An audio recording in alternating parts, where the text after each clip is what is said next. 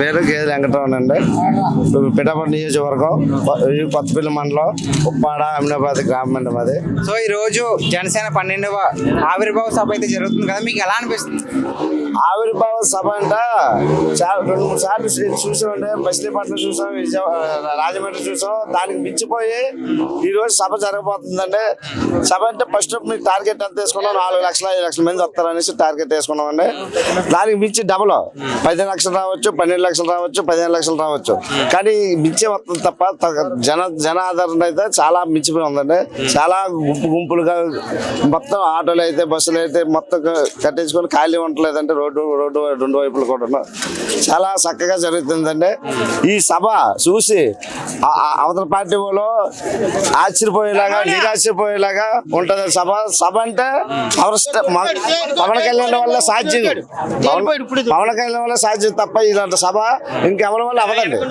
ఇక్కడ గొప్ప విషయం ఏంటంటే వచ్చిన ప్రతి ఒక్కరికి కూడా ఉచితంగా మజ్జిగ అలాగే పుచ్చకాయలు ఇస్తున్నారు కదా, దానికి మీరేమంటారు? ఏంటి ఉద్యములు చాలా దాహంతో, చాలా బాధలతో, ఆకలితో వస్తారండి. వాళ్ళకి ఈ సభకు వచ్చేట మంచినీళ్ళు లేవు, ఏటి లేదు అని లేకుండా ప్రతి ఒక్కరికి కడుపు చల్లదనానికి, కడుపు నిండడానికి భోజనాలు ఏర్పాట్లు, పుచ్చకాయల ఏర్పాట్లు, మజ్జిగ ఏర్పాట్లు అన్ని సౌకర్యాలు బాగున్నాయండి. జనం అనుకున్నకే డబ్బులు వస్తున్నారండి. 10 లక్షలు అవ్వచ్చు, 12 లక్షలు అవ్వచ్చు, 15 లక్షలు అవ్వచ్చు. ఖాళీ పట్టు లేదండి. ఈ సభ ఇప్పుడు ఎన్నో రకాలుగా ఎన్నో దగ్గర పెట్టినా ఒక సభ మించి ఒక సభ మొత్తం తప్ప డౌన్ అవ్వలేదండి. ప్రజల ఆదరణ అయితే పవన్ కళ్యాణ్ మెయిన్ ఒకరికే ఉండదండి.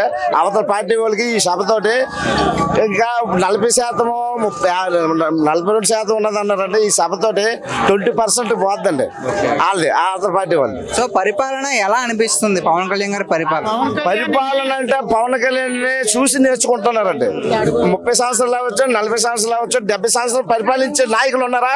పవన్ కళ్యాణ్ చూసి ఆహా పదం అంటే ఇలాగా ఆయన ఒక ఉన్నతమైన రేంజ్ లో ఉన్నారండి. ఉన్నతమైన పవన్ కళ్యాణ్ చూసి నేర్చుకోవాలా.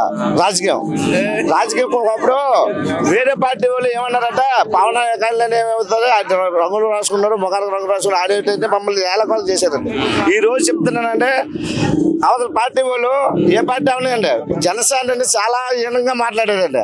వాళ్ళందరికీ తలదన్నేలాగా ఈ రోజు జనసేన పార్టీ నెంబర్ 1 స్థానంలో ఉందండి. ఆంధ్రప్రదేశ్ గేమ్ చేంజర్ గా మారిందండి. అంటే ఇప్పుడు మరి డిప్యూటీ సీఎం గా ఉన్నారు కదా పవన్ కళ్యాణ్ గారు, నెక్స్ట్ సీఎం అయ్యే ఛాన్స్ ఏమైనా ఉందంటారా? సీఎం ఏంటంటే పిఎం కూడా ఆయన భయపడుతున్నారా? సీఎం ఎప్పుడు అయిపోయి సీఎం, డిప్యూటీ సీఎం అయితే సీఎం చంద్రబాబు నాయుడు ఉన్నాడా, మంచోడే కాదంటలేదా. ఆయన పెద్ద వ్యక్తి, ఆయన గౌరవించి ఈయన పరిపాలిస్తున్నాడు. ఆయన ఏమంటాడంటే నాకు ఇలాంటి కొడుకుంటే బాగుండు, ఇలాంటి తమ్ముడుంటే బాగుండు అనే రేంజ్ లోనూ పవన్ కళ్యాణ్ డిప్యూటీ సీఎం గా చేస్తున్నాడు అండి. ఆయన పరిపాలన చాలా సూపర్ ఉందండి. ఆయనకే కానీ ఇంకా కొన్ని ఇవి ఉన్నాయి, ఆశలు ఉన్నాయి. అదే కానీ నెరవేరుతుంటే ఈ జనసేన పార్టీని ఎవరు కూడా ఏం చేయలేరండి. థ్యాంక్స్. అది